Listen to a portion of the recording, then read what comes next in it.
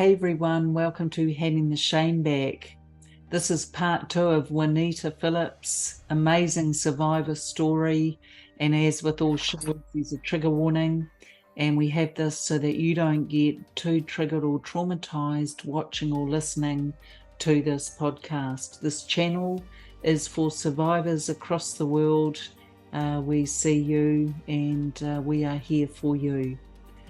This part 2 of Juanita's interview focuses on what she did to recover, what supports were around her as she moved through that phase, and anything she would perhaps recommend to you as the amazing survivors that you are. So just a brief recap. Juanita comes from Mid Wales, UK. She's a survivor, she's an advocate, and she's also a poet. I think she's actually a musician as well, but she didn't really talk about that too much. But what we're going to do is we're now going to understand just very briefly that Juanita had not one or two, but she actually had 8 abusers, and so this is how she managed to get through all of that and what her healing entailed. So just as we begin again, Juanita, anything kind of top of mind for you around your healing? What helped you? Okay, so really, I think the biggest thing has been maybe my pets that have been a bit of a pain tonight, but having someone else to someone to give love to and someone to get love back from, that with nothing, just pure love, a proper love, not this, not abuse, and nature as well. I cannot recommend it enough for people. So it's proven to be beneficial, but it absolutely is, just to get out with wherever you are. And if you can't get out to it, bring some in. Like I see you have lovely plants there in the background, Gloria. Then bring some inside so that you've got nature around you, things to look after. I love that. I just want to go back to your pets, because you may not have realized it, but what you were actually talking about was unconditional love. Yes, thank you. I think I was trying to get to that word. Yes, thank you. I love it, because it's the beauty of our pets. And for survivors, if you haven't got a pet, consider one, because they love you. You're always right in their opinion, and they're not going to argue with you. And they're just amazing. So I'm so pleased you mentioned pets. I think you're the very first guest I've ever had on the show that's mentioned pets as being a big part of recovery, and I so love that. I think as survivors, and be interested in what you think, Juanita, as survivors, sometimes we don't always realize that because we didn't experience the unconditional love, we're deeply searching for it. And we're not even aware that we are. But once you have that pet in your life, can you tell us how that for you?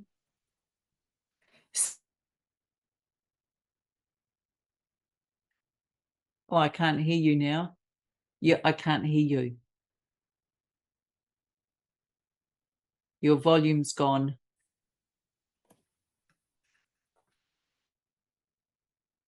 Say something.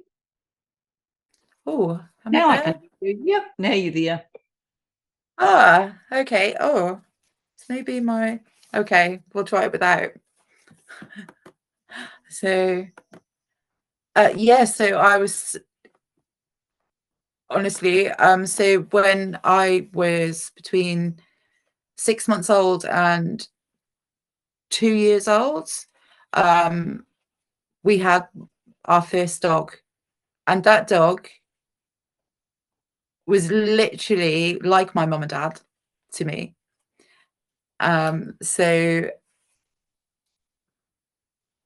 sadly, he got left in New Zealand, funnily enough. So we lived in New Zealand again from when I was 6 months old till about two and a half. And then we came back here, and we were meant to come back, but we never went back. So so the dog got left in New Zealand. So, but I carry him with me, literally in my heart. Yeah. Oh. But I remember the dog more than I remember mum, or I don't remember mum or dad there really, but yeah, the dog, absolutely. Yeah, same That's here. so powerful, because I don't know what you think about this, but I know other survivors and those listening and watching, of course, hello, lovely ones. You've mentioned this over time and through messaging that we don't actually want any words of advice necessarily. We don't always want ideas for how to move forward. We don't want others' opinions on what we should do. We actually just want to be heard. And it sounds like that beautiful dog and all the other pets you've had since then have been that for you. And I think for survivors, it's an important takeaway. Sometimes we just want to be heard. We don't need anything but for people to use their ears. Yeah. Yeah, it's beautiful. Yeah. So yeah. So in nature, of course, beautiful with nature. What about any sort of therapy or any of the different types of healing modalities? Anything appeal to you or drew you in? So, counselling and stuff, I've been in counselling, on and off since like my early 20s, but, for a lot of the time, I still didn't tell them why I was there. I didn't say about the childhood abuse. I'd got into a violent relationship then, and so I was telling them about that, but I wasn't telling them because I hadn't told anybody else. I still hadn't disclosed to family. I hadn't told my sisters, not until I was about 27, I think, 20, 26, 27. Yeah, so it was almost like I was testing the waters. So, um, Were you aware I it want was to say, sitting there? Were you aware it was sitting underneath it all, but yeah, it was just not going to happen? It was too big a hurdle? Yeah. yeah, I was aware that it was still, yeah, that it was there. It was almost like, and I think I was maybe even recognizing certain things that, oh, that is from that, or that'll be to do with that. But it just, yeah, because I hadn't voiced it to anybody yet. I still, even in that one-to-one private sessions, no, I still couldn't. But I feel like, It wasn't your time. And I think no, it wasn't. it's another great thing for our survivors to know. When it's your time, you will know. Tell us about when it was your time to finally use your words. How Yeah. So, well, it did sort of, I mean, it started a long time ago, but I want to say, yeah, like sort of 26, 20, I think it was 26, 27. And then I met a friend, and he'd had an abusive childhood as well. So it was from speaking to him, and he was quite open in his talk, that it sort of, yeah, it gave me somebody to talk to about it. But yeah, I remember saying to him, I was with I hadn't actually married the guy, but I was with the guy that went on to be my husband. But so I had a boyfriend then, and he was a friend of his. And so I told my boyfriend, but it was still all secret, like I told him, but family still didn't know. So yeah, so finding somebody else that had the same sort of a similar history, and I think just growing into myself as well, just becoming older. And then, but really, I want to say that it's only in the last sort of 2.5 years really that I've really, I want to say, blossomed into that I'm feeling a lot more confident, comfortable, um, in speaking about what's happened to me. In the last few years. Interesting. I want to come back to something you said because I think it's so valuable. Yeah. You talked about, telling someone with the same sort of history helped because there's an innate understanding, and hence handing the shame back and other groups like this, that where there is a commonality of experiences, we don't need to explain or justify or rationalize because we get it. Yeah. Yeah. The conversation just Power. flows. Yeah. Yeah. It's not that Yeah. awkward difficulty where we suddenly end up scrambling to try and make it palatable. Yeah. The fear, the horror of trying to tell somebody who hasn't got any history of it is just.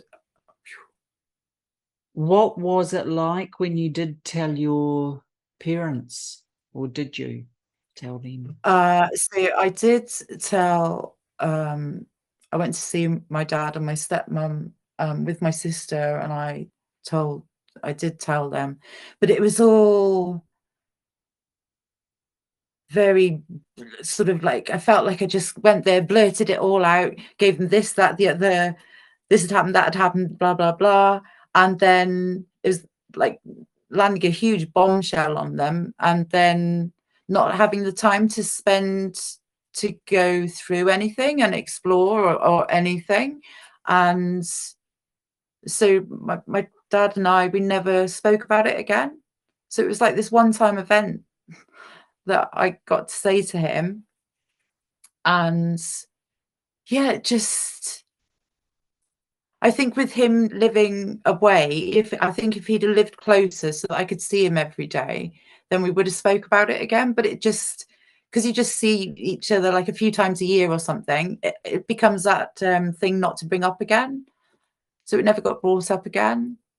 And then he died in 2017. But that's years later, see, after me disclosing to him.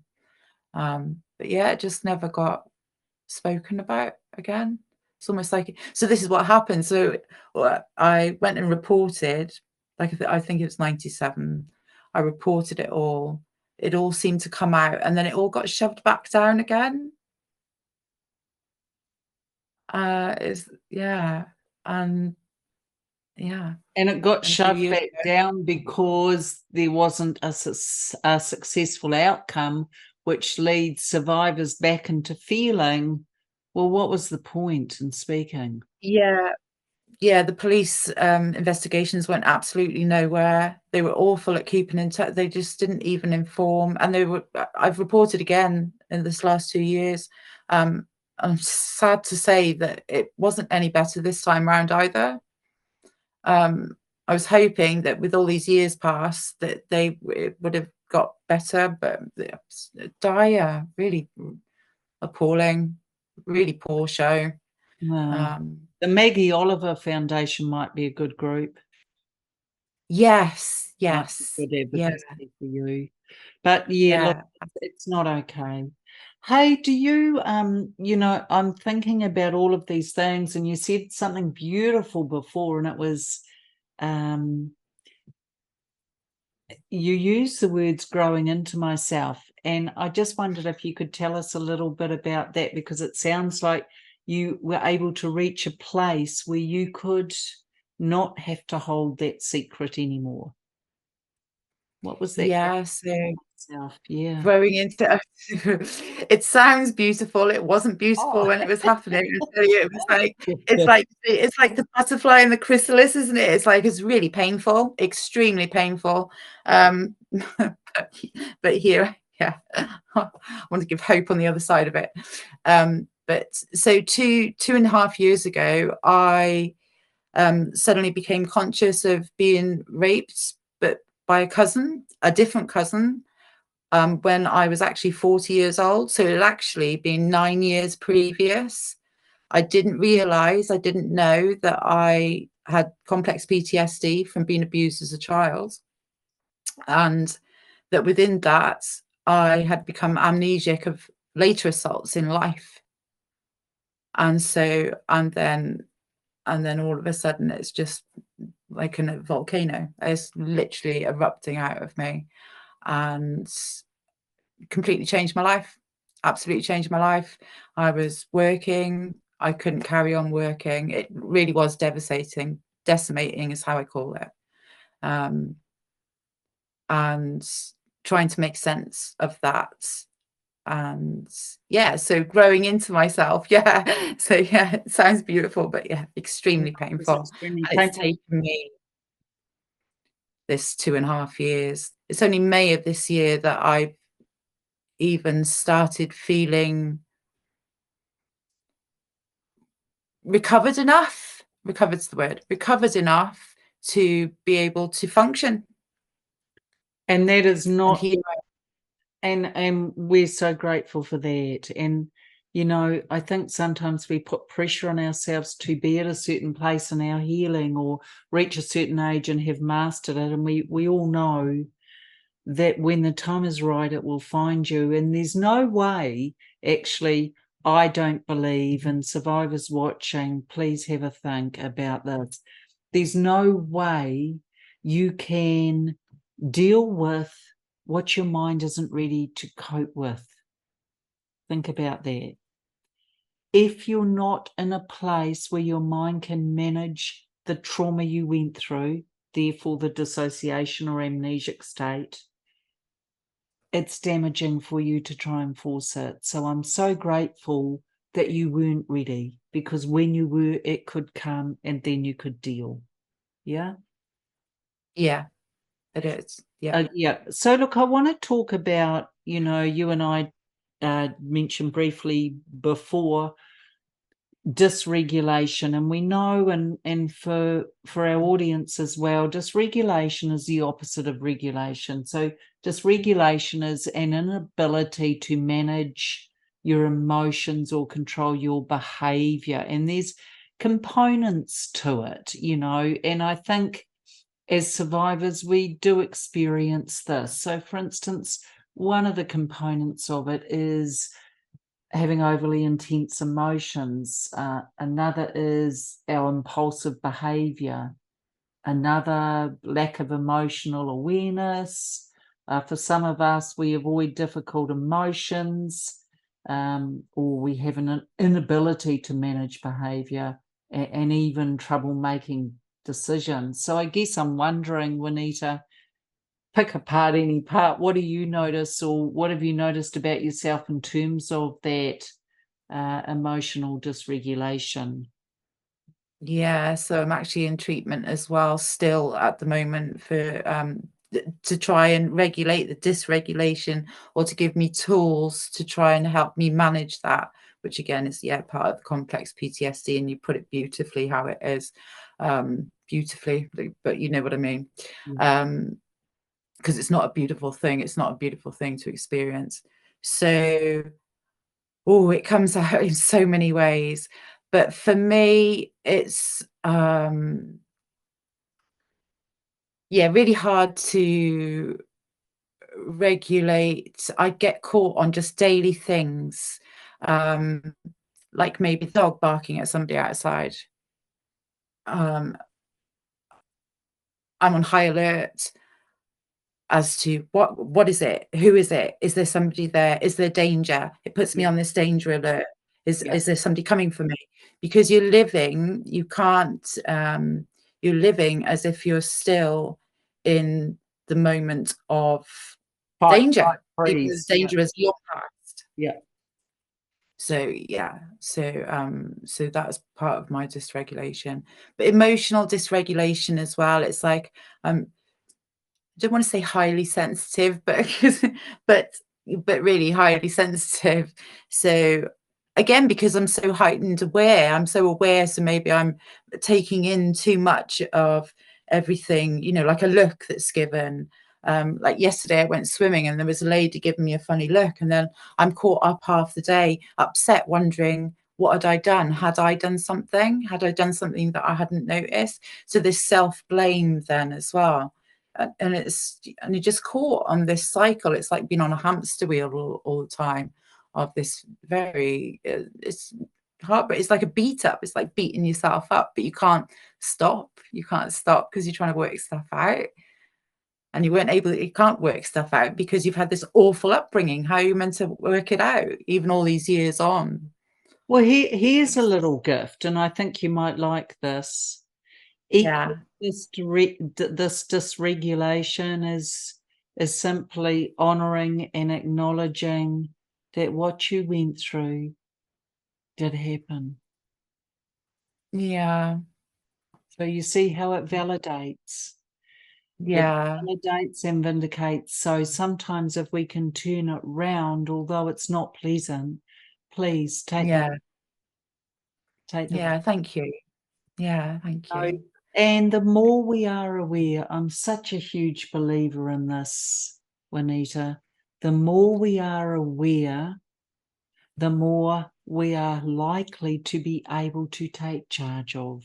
So congratulations, because although it's hard, and we know for our beautiful survivors watching, there's so many challenges on our journey. And I think I just want to applaud you, Juanita, and others as well, because, man, you look at what you've had to try and overcome and still try and deal with today. You've got the life skills of most people would never even have or need to have. Yeah, thank you I again. think that's pretty something. Just as we're going into a closeout, Juanita, is there anything you would like to say or add? I'm going to put your details in the show notes so people can reach out as they would like to. But is there anything, any final thoughts or anything you would like to say or add that you haven't as yet? I could try and read a little poem for you, if you Okay. like. Yep. I'll try. So I've called it a healing poem Oh, because I like to give them a title, but yeah. I've only like given it a title. I've had the poem for maybe a year, but yeah. So I gave it. That's the title I gave it. Awesome. So Please do. okay, thank you. So there she is, our beautiful star, beaming light on me from ever so far, warming my body and soothing my mind. How lucky am I, this peace here to find. The green field, it beckons. The dog leads the way. A robin is singing. Let's hear what the earth has to say. My footsteps tread lightly. My soul here, it's free. Then right here beside me, the mighty oak tree. Calming my spirits and holding me tight, whispering to me, it'll all be all right. The seasons are with us, with you and with me. Just as the world's turning, all's as it should be. Oh, that is so beautiful. Please, please do put a link to that or share that with me so we can add. And could you stay right there, please, Juanita? But to our audience, wow, how beautiful. I feel so peaceful and soothed by those stunning words. Thank you so much to Juanita. We looked at dysregulation and the impact it has. Her courage and her bravery and her truth is certainly going to help us moving ahead. So thank you so much. And as always, beautiful survivors, please know I see you, I stand beside you, and I believe you.